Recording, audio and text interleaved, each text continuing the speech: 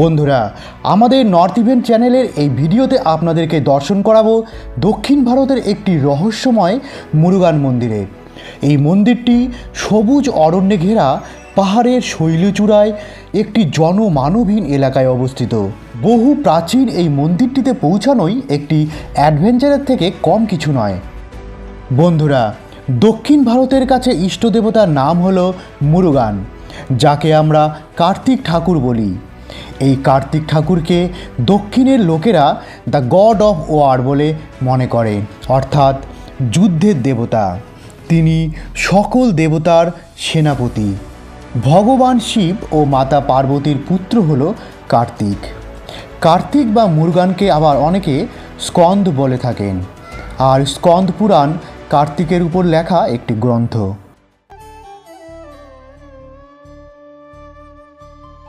তামিলনাড়ুর ভেলোর থেকে টেম্পু ভাড়া করে জঙ্গলের মধ্যে দিয়ে পাহাড়ি আঁকাবাঁকা পথে আমরা অবশেষে পৌঁছে গেলাম এই মন্দিরের প্রবেশদ্বারের সামনে।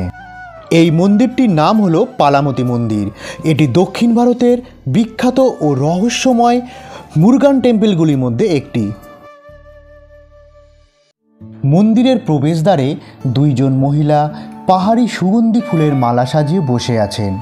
আমরা তাদের কাছ থেকে পুজোর জন্য দুটো ফুলের মালা কিনে মন্দিরে প্রবেশ করলাম। মূল মন্দিরে যাওয়ার আগে কার্তিক ঠাকুরের 20 ফুট উঁচু কালো পাথরের একটি মূল্যবান মূর্তি আমাদের চোখে পড়ল। সামনে তার বাহন ময়ূর।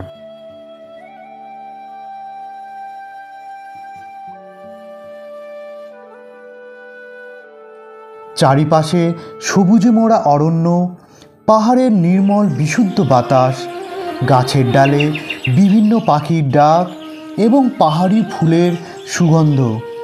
এই রোমাঞ্চকর পরিবেশে সিঁড়ি বেয়ে পাহাড়ের উপরে অবস্থিত মন্দিরে প্রবেশ করতে আলাদাই একটি অনুভূতি হচ্ছে।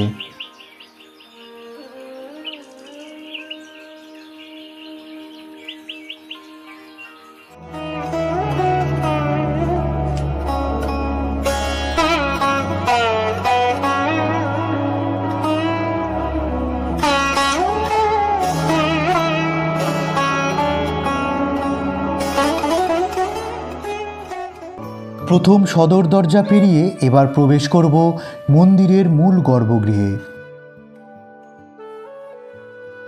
দক্ষিণ ভারতের প্রত্যেকটি মন্দিরের মতো এই মন্দিরেও সর্বপ্রথম দর্শন হল গণপতি বাপ্পার।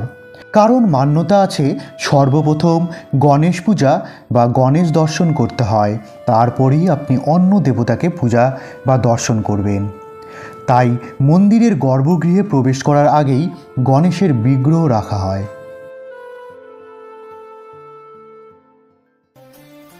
বন্ধুরা, এবার আমরা প্রবেশ করলাম পালামতি মন্দিরের গর্ভগৃহে। এই গর্ভগৃহের ভিতরের দেওয়ালগুলি বিভিন্ন রকম মূর্তি, কারুকার্য আপনারা লক্ষ্য করছেন, যা সচরাচর প্রত্যেকটি দক্ষিণ ভারতের মন্দিরেই দেখা যায়। এবার বন্ধুরা, আপনারা দর্শন করছেন মন্দিরের গর্ভগৃহের কার্তিক ঠাকুরকে, যাকে দক্ষিণ ভারতের ভাষায় মুরুগান বলা হয়।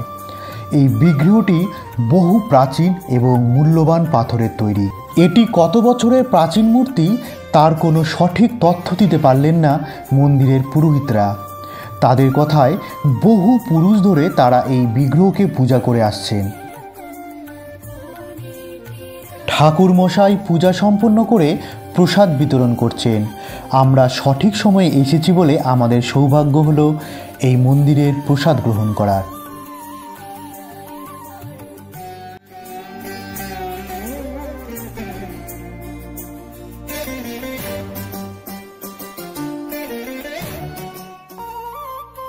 এই কার্তিক ঠাকুরের বিগ্রহ ছাড়াও আরও অনেক রহস্যজনক ও মূল্যবান বিগ্রহ উদ্ধার হয়েছে এই স্থান থেকে। এবার চলুন বন্ধুরা, এখানকার সেবায়িতদের কাছ থেকে জেনে নিই এগুলো কোন কোন দেবতার বিগ্রহ।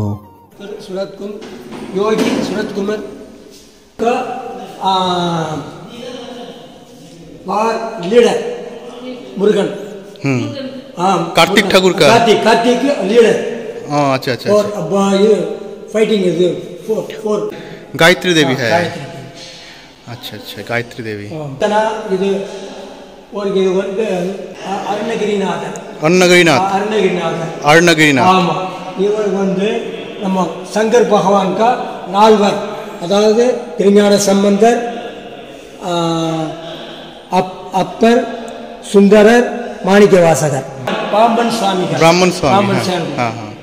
முருகனுக்கு ஃபேவரட்.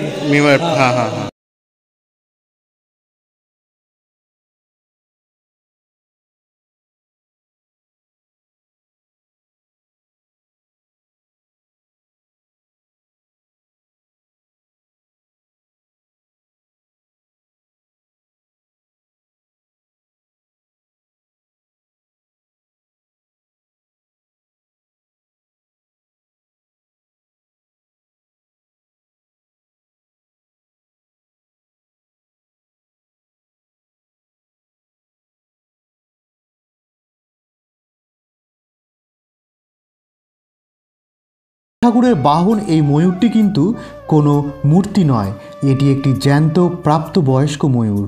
বন্ধুরা, এই মন্দিরের উপর থেকে চারিদিকের ভিউ আপনাদেরকে দেখাচ্ছি। দেখুন চারিদিকের পাহাড় ও সবুজে ঘেরা অপরূপ দৃশ্য, যা মন ছুঁয়ে যাওয়ার মতো।